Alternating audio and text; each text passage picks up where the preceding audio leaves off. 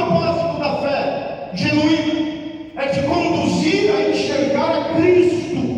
Uma vez que ela faz isso, ela sai de cena sorrateiramente, porque ela cumpriu o propósito dela. Somos salvos pela graça, por meio da fé. E Cristo Jesus tem nos dado a conhecer de si mesmo, através da sua palavra. É a fé, querido, em Cristo, porque a fé te leva a ver Jesus, a enxergar Jesus. Por isso, querido, é interessante que muitas das vezes, ao nos avaliarmos, nós nos questionamos: Senhor, aonde é que está a minha fé? Senhor, por que me falta fé? Por que eu não tenho fé, Senhor? Eu não estou falando de fé apenas para um exercício de milagres, de sinais, de maravilhas.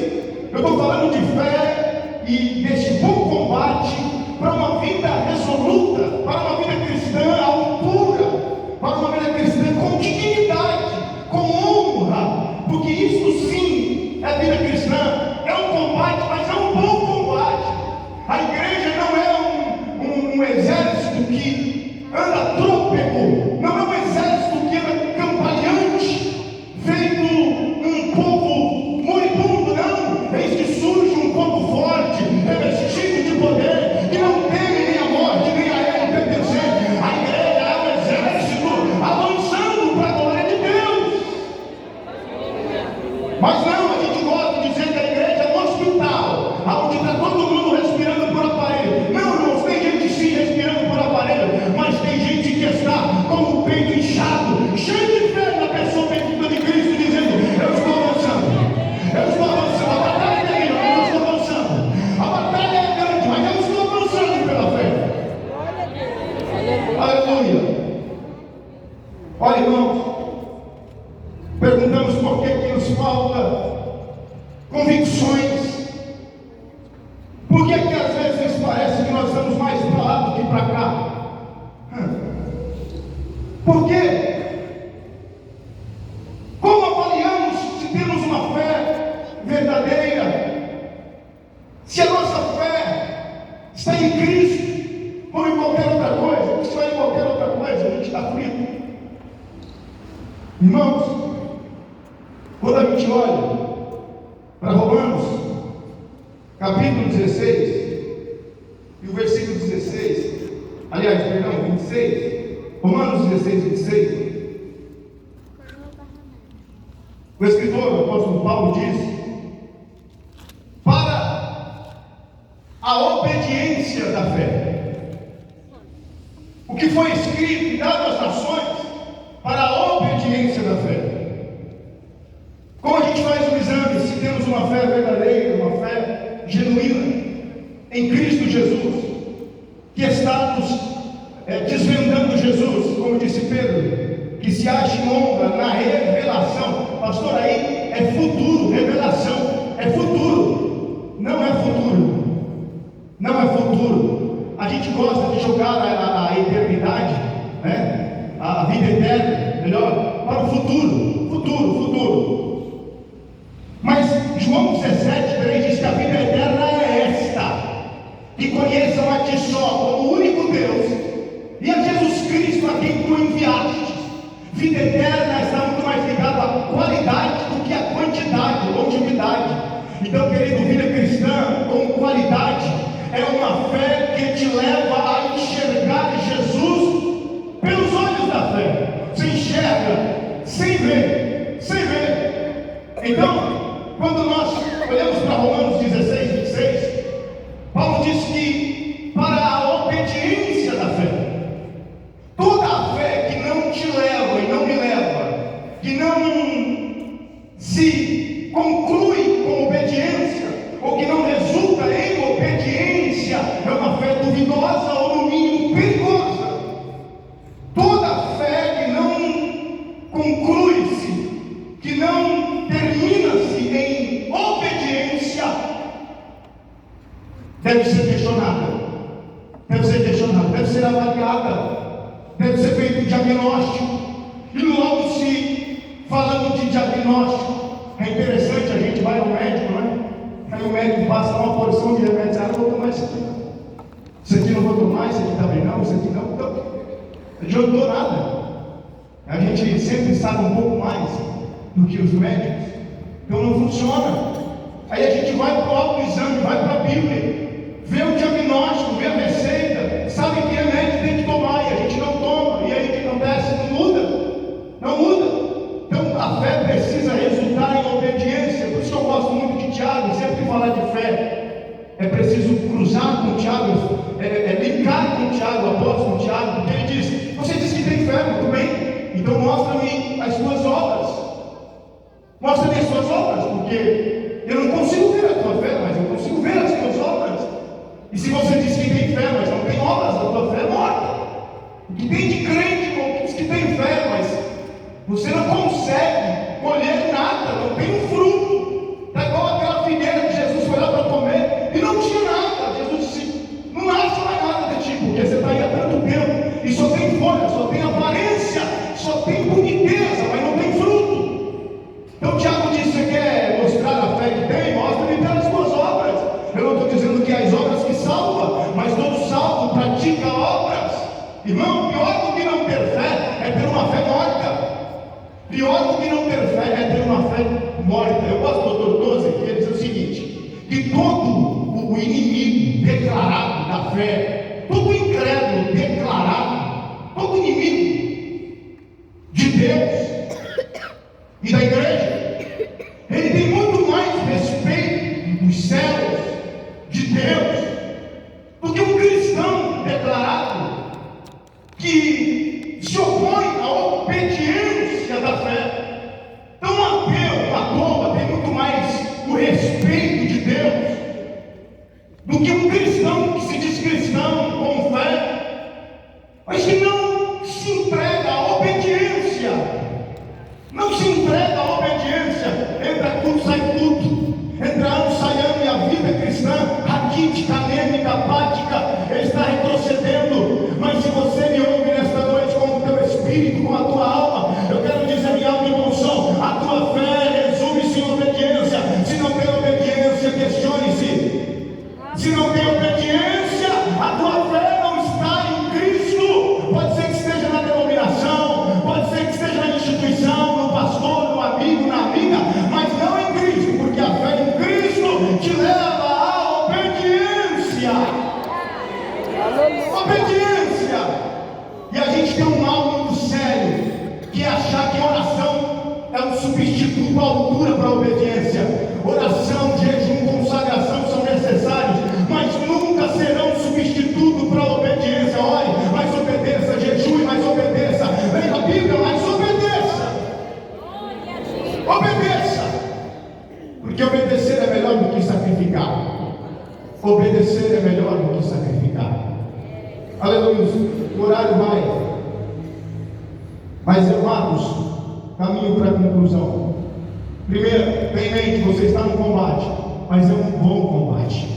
Você está combatendo pela fé, porque a fé que te conduz a enxergar Jesus, a fé genuína, a fé verdadeira. Tendo isso em mente, faça esse autoexame, faça o diagnóstico pela palavra de Deus e aplique. E por último, irmãos, para irmos para a conclusão, esse mesmo escritor fala sobre, na primeira carta, 1 Timóteo, ele diz sobre o Espírito expressamente dizendo que nos últimos tempos apostatarão algum da fé. 1 Timóteo 4, versículo 1 e 2, você conhece esse texto? O Espírito afirma, confirma expressamente que nos últimos tempos alguns apostatarão da fé ou renegarão a fé. Querido, a igreja de Tessalônica está preocupada, lá no capítulo 2, verso 3, a segunda carta de Paulo, está preocupada com a iminente volta de Jesus. E pode dizer: calma aí, espera aí, não vai acontecer, pelo menos não até que se instale um período de apostasia, um período em que pessoas ou pseudos cristãos, cristãos nominados, nominais, vão abandonar a fé, vão deixar a fé. E a apostasia aqui é o abandono consciente, premeditado da fé. Lá em 2 Tessalonicenses 2:3 você confere isso. Eu trouxe uma tradução aqui, queridos, da Bíblia de Jerusalém, falando sobre 1 Timóteo 4:1-2.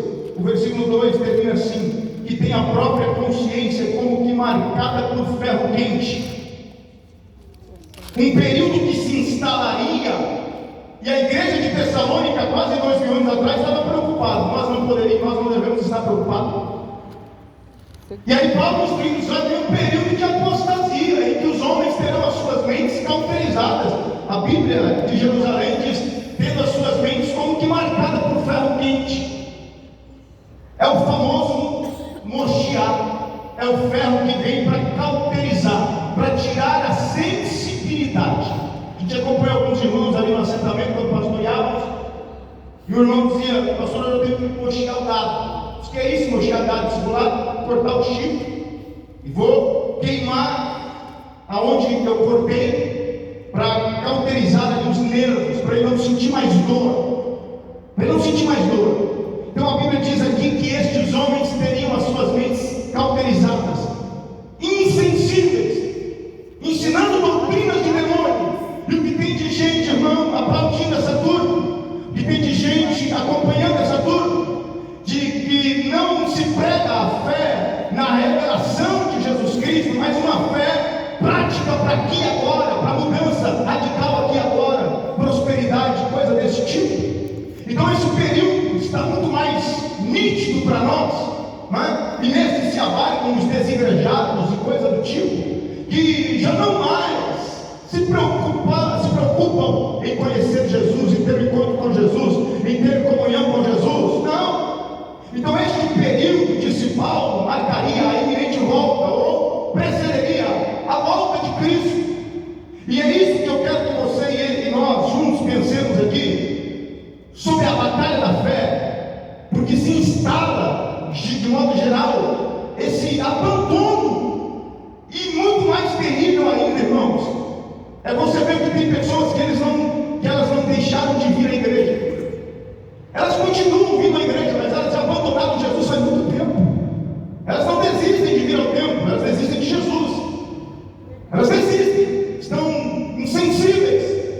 Agora, para concluirmos, é verdade que o dicionário de John Wycliffe diz o seguinte: que só se apostava da fé aqueles que tinham a pseudo-fé, ou aqueles que eram cristãos nominais, que eram cristãos de fachada, que não tinha uma fé viva num Cristo vivo. Não tinha uma fé viva. Esses se apostatam.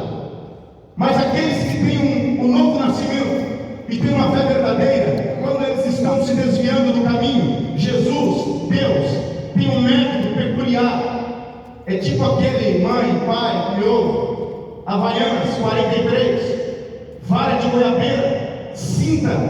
Deus tem esses métodos para aqueles que estão se desviando pelo sofrimento, e alguns até Deus dá um passo, tira ele da terra para ele não se perder, para aqueles que nasceram de novo. Esta é uma das traduções do dicionário que vem aí muitas das vezes nas nossas revistas da escola dominical, que o verdadeiro cristão não se levanta, e quando tenta, Deus o corrige, Deus o disciplina, Deus o coloca no caminho de novo para não se perder. Aí, querido, nós concluímos, como disse Paulo aqui, no finalzinho do versículo, o versículo 8.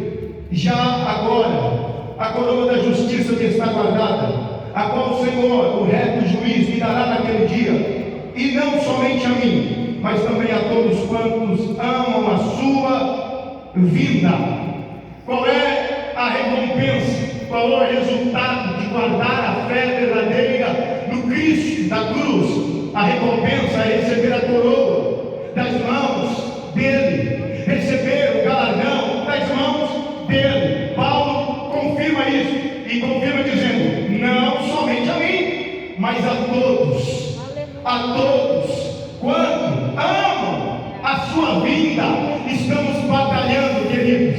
Estamos numa guerra, num bom combate, tendo consciência de que o justo juiz, há de nos coroar naquele dia. Nós não estamos à espera de uma coroa, é verdade, mas a coroa é o resultado daqueles que batalham, daqueles que perseveram, daqueles que lutam, daqueles que enfrentam. Olha, querido, fique de pé, por favor. Eu quero já encerrar, mas dizendo a você, como Paulo disse lá em Filipenses, tendo por certo isto mesmo, que aquele que em vós começou a boa obra, a aperfeiçoará até o dia de Jesus Cristo. Você que está nesse campo de guerra, nessa boa batalha, não olhe para o quão longe você tem que chegar. Olhe para quão longe você já chegou. Olhe para por onde você já passou e aonde você chegou. E aquele que é o autor e consumador da tua e da minha fé, como disse lá em Hebreus 12:2, o autor, aquele que te deu a fé, e aquele que está aperfeiçoando em você e em mim, ele é fiel para completar a boa obra. Então você e eu não temos autorização, não temos para levantar. Não procure fazer, não procure entrar por esse caminho, não procure. Está doendo, mas continue guerreando. Está sofrendo, mas continue no bom combate. Continue na boa batalha. Sim, eu te convido a continuar continuando. Continue. Porque ele já deixou claro para mim e para você aqui, ó. Vale a pena.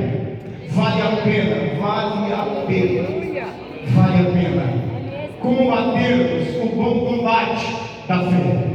Porque a fé nos conduz para a revelação de nosso Senhor e Salvador Jesus Cristo. Eu quero orar por você e com você. E quem sabe você está aqui bastante aflita, se perguntando: Senhor, eu sei, eu vou suportar, eu não vou conseguir. E aí nós nos lamentamos da nossa pouca fé, ou às vezes uma vida cristã tão assim insegura, e perguntamos: por que não temos fé? A resposta é simples, irmãos. A fé, ela se dá através de conhecer quem Deus é. Conhecer o caráter de Deus é o que nos dá fé. E se nós não conhecemos Deus e nem quem como Ele é, a gente nunca vai ter fé.